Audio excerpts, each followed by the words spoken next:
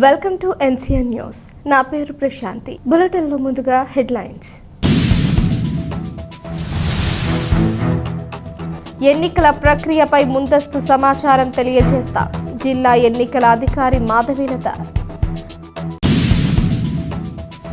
Postal ballot, essential voting, home voting, EVM రెండవ randomization polling కేంద్రాలకు ఈవీఎంల కేటాయింపుల షెడ్యూల్ వివరాలు రాజకీయ పార్టీలకు ముందుగా తెలియజేస్తామని జిల్లా కలెక్టర్ మరియు ఎన్నికల అధికారిని డాక్టర్ కె మాధవీలత అన్నారు. కలెక్టర్ ఛాంబర్లో జాయింట్ కలెక్టర్ ఎన్ తేజ్భరత్తో కలిసి రాజకీయ పార్టీల ప్రతినిధులతో సమావేశం నిర్వహించారు.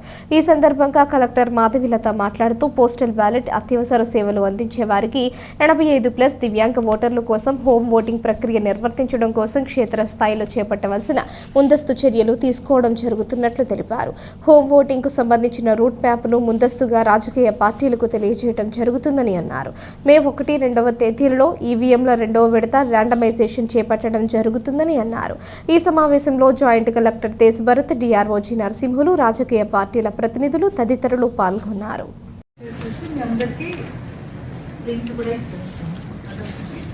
నామినేషన్స్ వేస్తూ ఉన్నారు. ఇప్పుడు రేపటికి లాస్ట్ అయిపోయిన తర్వాత 26 స్క్రూటినీ ఉంటుంది. మళ్ళీ తర్వాత 29 విత్డ్రాల్కి లాస్ట్. 29 రాత్రికి మనకి అది కూడా ఫైనలైజ్ అవుతుంది. క్యాండిడేట్స్ కూడా ఫైనలైజ్ అవుతుంది.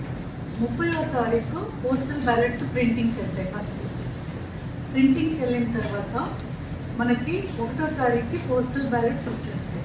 వచ్చిన తర్వాత మనము సర్వీస్ ఓటర్స్కి ఫస్ట్ పంపిస్తాం.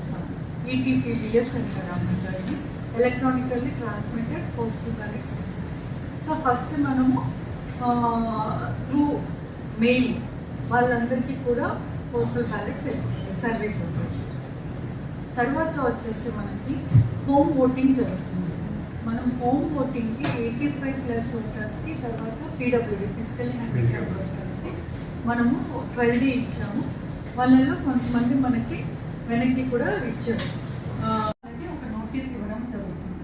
ఇప్పుడు హోమ్ ఓటింగ్ వెళ్తారు. హోమ్ ఓటింగ్లో మీరు పోలింగ్ ఏజెంట్స్ని అపాయింట్ చేసుకోవచ్చు. ఓటర్ ఫెసిలిటేషన్ సెంటర్ అంటే మనకి వాళ్ళకి ఇస్తాం, అక్కడే వేసేసి రావాలి, బయటకు తీసుకునడానికి లేదు. సో అక్కడ కూడా పోలింగ్ ఏజెంట్స్నే పెట్టారు. నియోజకవర్గంలో కూడా ఎక్కడ ఈ ఓటింగ్ జరుగుతుంది, ఎందుకంటే